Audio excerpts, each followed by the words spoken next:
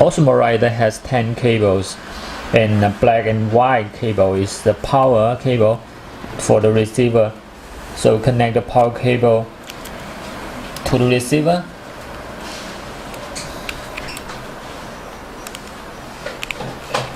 And the other 8 cables are signal cables for the receiver. So connect the signal cable to the signal pin on the receiver. Any cable for any channel is no problem because you can map the functions later. So just connect.